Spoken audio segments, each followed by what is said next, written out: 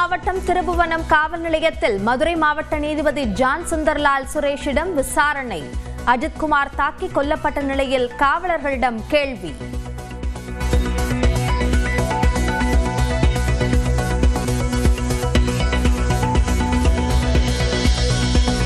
கர்நாடகாவின் ஹாசன் மாவட்டத்தில் 20க்கும் மேற்பட்டோர் உயிரிழப்புக்கு கொரோனா தடுப்பூசி கூட காரணமாக இருக்கலாம் என கூறிய முதலமைச்சர் சித்தராமையா, தடுப்பூசிக்கும் உயிரிழப்புக்கும் தொடர்பில்லை என்று மத்திய அரசு விளக்கம்.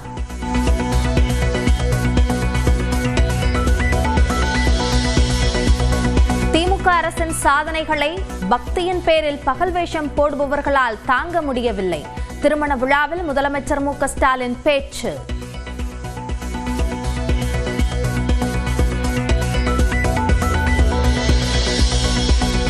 ஓரணியில் தமிழ்நாடு இயக்கத்தின் கீழ் இன்று மாநிலம் முழுவதும் பொதுக்கூட்டங்கள்.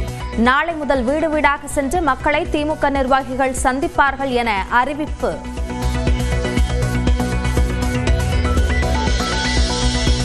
சென்னையில் தக்காளி விலை 2 நாட்களில் 15 ரூபாய் வரை உயர்வு.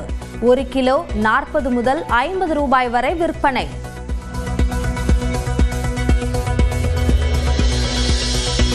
ஓலா, உபர் உள்ளிட்ட வாடகை கார் நிறுவனங்கள் பீக் ஹவர்ஸ் நேரங்களில் கட்டணத்தை 2 மடங்காக உயர்த்த மத்திய அரசு ஒப்புதல். பயணிகளின் பயண திட்டத்தை ஓட்டுநர் ரத்து செய்தால் 10 விழுக்காடு அபராதம்.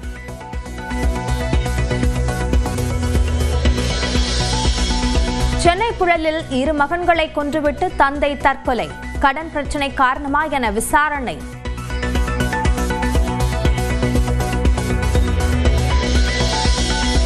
மதுரையில் நடைபெற்ற முருக பக்தர்கள் மாநாட்டில் மத உணர்வுகளை புண்படுத்தியதாக புகார். ஆந்திர துணை முதலமைச்சர் பவன் கல்யாண், தமிழ்நாடு பாஜக முன்னாள் தலைவர் அண்ணாமலை உள்ளிட்டோர் மீது வழக்கு பதிவு. ராமநாதபுரம் மாவட்டம் மண்டபம் வடக்கு மீன்பிடி துறைமுகத்திற்கு செல்லும் பாலத்தின் நடுவே உடைப்பு. தண்ணீர் ஏற்றிச் சென்ற மினி லாரி கடலுக்குள் தலைக்குப்புற கவிழ்ந்து விபத்து. கோவையில் மரத்தின் கிளையை வெட்டுவதற்கு அனுமதி வாங்கிவிட்டு மரத்தை முழுமையாக வெட்டியவருக்கு 1 லட்சம் ரூபாய் அபராதம். தெற்கு வட்டாட்சியர் அதிரடி உத்தரவு.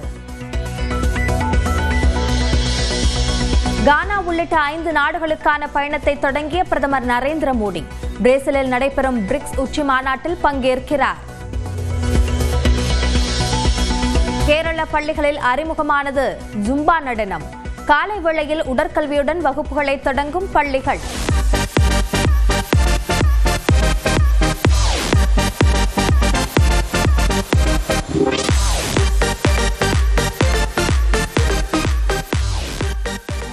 அறுபடை வீடுகளின் 2ஆம் படை வீடான திருச்செந்தூரிலிருந்து இரவு 10 மணிக்கு மேல் பேருந்து வசதி இல்லை.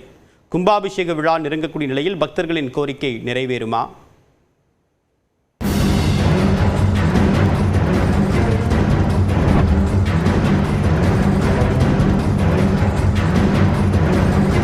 பகலில் இப்படி பிஸியாக இருக்கும் திருச்செந்தூர் பேருந்து நிலையம் இரவில் வெறிச்சோடி விடுகிறது. முருகனின் அறுபடை வீடுகளில் 2ஆம் படை வீடான திருச்செந்தூர் சுப்பிரமணிய சுவாமி கோவிலுக்கு நாள்தோறும் பல்லாயிரக்கணக்கான பக்தர்கள் வருகை தருகின்றனர். வார இறுதி விடுமுறை நாட்கள் மற்றும் பௌர்ணமி உள்ளிட்ட விசேஷ தினங்களில் வழக்கத்தை விட அதிக அளவில் பக்தர்கள் சாமி தரிசனம் செய்கின்றனர். நாளுக்கு நாள் பக்தர்கள் கூட்டம் அதிகரித்து வரும் திருச்செந்தூரில் போதுமான அளவு பேருந்து வசதி இருக்கிறது. ஆனால் இரவு 10 மணிக்கு பிறகு திருச்செந்தூர் பேருந்து நிலையத்தில் இருந்து எந்த ஊருக்கும் நேரடி பேருந்து வசதி இல்லை. இதனால் தூத்துக்குடி, கோவில்பட்டி, சாத்தான்குளம், ராமநாதபுரம், சாத்தூர், சிவகாசி, திருநெல்வேலி, நாகர்கோவில் உள்ளிட்ட அருகே உள்ள பகுதிகளுக்கு செல்வோர் பேருந்து நிலையங்களிலேயே தங்கிவிடும் சூழல் உள்ளது. நைட்டில் பேருந்துகள் போக்குவரத்து இருந்தால் மக்கள் நைட்டில் நடமாட்டம் இருக்கும். கோயிலுக்கு வரவங்க தங்கிடுதாங்க, பஸ் இல்லாமல் அங்கங்கே படுத்துருதாங்க. அப்படி அந்த மக்களுக்கு ஏற்ற மாதிரி ஒரு பஸ் போக்குவரத்து சரியான முறையில் இல்லை. இரவு 10 மணிக்கு மேலே பார்த்திங்கன்னா சுத்தமாக பஸ் வசதியே இல்லாமல் இருக்குது. இப்போ தூத்துக்குடியிலேருந்து திருநெல்வேலி, கோயில்பட்டி இந்த மாவட்டங்கள்லேருந்துலாம் வரக்கூடிய மக்கள் ரொம்ப உபாதைக்குள்ளே ஆகிறாங்க. 1 மணி நேரத்துக்கு ஒரு முறை பஸ் விட்டால் கூட அவங்களாம் அவங்கவுங்க ஊருக்கு போய் சேர்ந்துருவாங்க. முருகபக்தர்கள் தரிசனம் பண்ணிட்டு ரொம்ப சிரமப்படுறாங்க. இந்த நைட்டு இரவு நேர பேருந்து இல்லாமல் ரொம்ப சிரமப்படுறாங்க. தூத்துக்குடி, திருநெல்வேலி, ராமநாதபுரம், மதுரை, திருப்பூர் இந்த பகுதியிலேருந்து நிறைய பக்தர்கள் வந்து முருக பக்தர்கள் வந்து இது திருச்செந்தூருக்கு வந்து தரிசனம் பண்ணதுக்கு வராங்க. ஆனால் அவங்களால திருப்பி அவங்க வீட்டுக்கு போகிறதுக்கு சரியான நேரத்தில் போய் பயணிக்க முடியல. இரவு நேர பேருந்து எதுவுமே வந்து இல்லை அப்படிங்கிற ஒரு பெரிய குறை இருக்குது. திருச்செந்தூரில் இருந்து நேரடி பேருந்து வசதி இல்லை என்றாலும் தூத்துக்குடி மதுரை இடையேயான பேருந்து திருச்செந்தூர் வழியே இரவு நேரங்களில் இயக்கப்படுகிறது. எனினும் இந்த பேருந்துகளில் ஆறுமுகநேரி, ஆத்தூர், காயல்பட்டினம், முக்காணி உள்ளிட்ட பகுதிகளுக்கு செல்வோர் பயணிக்க அனுமதிக்கப்படுவதில்லை. திருச்செந்தூர் சுப்பிரமணிய சுவாமி கோவிலில் தற்பொழுது 300 கோடி ரூபாய் மதிப்பில் பெருந்திட்ட வளாக பணிகள் நடைபெற்று வருகின்றன. நாளுக்கு நாள் பக்தர்களின் வருகையும் அதிகரித்துக் கொண்டே செல்கிறது. எனவே திருச்செந்தூரில் இருந்து பிற ஊர்களுக்கு இரவு நேர பேருந்து சேவை தேவை என்பதே முருக பக்தர்களின் விருப்பமாக உள்ளது. நியூஸ் 18 தமிழ்நாடு தொலைக்காட்சி செய்திகளுக்காக திருச்செந்தூரில் இருந்து செய்தியாளர் முரளி கணேஷ். பருவமழை மற்றும் மேக வெடிப்பு காரணமாக இமாச்சல பிரதேசம், ஹரியானா, உத்தராகண்ட் உள்ளிட்ட மாநிலங்கள் வெள்ளக்காடாக காட்சியளிக்கின்றன. இமாச்சல பிரதேசத்தில் இந்த பருவமழை காலத்தில் இதுவரை 51 பேர் உயிரிழந்தனர்.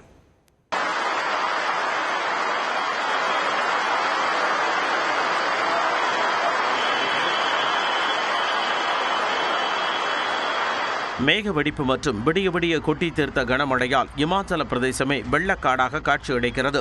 இமாச்சல பிரதேச மாநிலத்தில் வரலாறு காணாத வகையில் நடப்பாண்டு பருவமழை கொட்டி வருகிறது.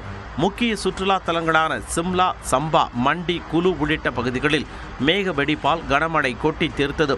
விடிய விடிய பெய்து வரும் கனமழையால் ஆறுகளில் வெள்ளப்பெருக்கு ஏற்பட்டு குடியிருப்புகளுக்குள் மழைநீர் புகுந்தது.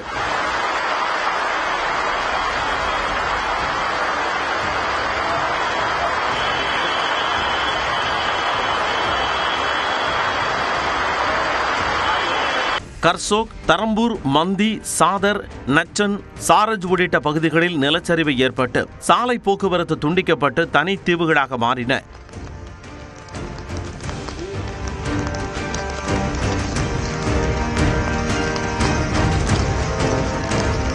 இந்த பருவமழை காலத்தில் 51 பேர் உயிரிழந்ததாக அதிகாரிகள் தெரிவித்துள்ளனர். இதுவரை 103 பேர் காயமடைந்த நிலையில் காணாமல் போன 20க்கும் மேற்பட்டோரை மீட்புப் படையினர் தேடி வருகின்றனர். மழை வெள்ளத்தால் இமாச்சல பிரதேசத்தில் 7569 கோடி ரூபாய் மதிப்பிலான உள்கட்டமைப்புகள் சேதமானதாக தெரிவிக்கப்பட்டுள்ளது. இமாச்சல பிரதேசத்தை தொடர்ந்து அண்டை மாநிலமான உத்தராகண்ட், பஞ்சாப், ஹரியானா ஆகியவற்றிலும் கனமழை வெளுத்து வாங்கி வருகிறது. உத்தராகண்ட் மாநிலம் ருத்ரபிரயாக் பகுதியில் பாயும் அலக்நந்தா நதியில் ஏற்பட்ட வெள்ளப்பெருக்கில் அங்கிருந்த 15 அடி உயர சிவன் சிலை மூழ்கியது.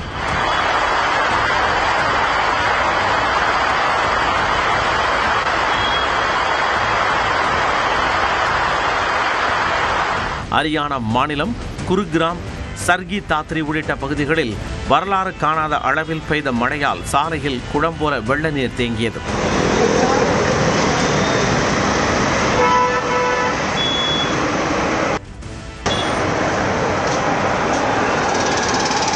இதனிடையே வட மாநிலங்களில் வரும் 7ஆம் தேதி வரை தொடர் மழை பெய்ய வாய்ப்பு இருப்பதாக இந்திய வானிலை ஆய்வு மையம் எச்சரித்துள்ளது.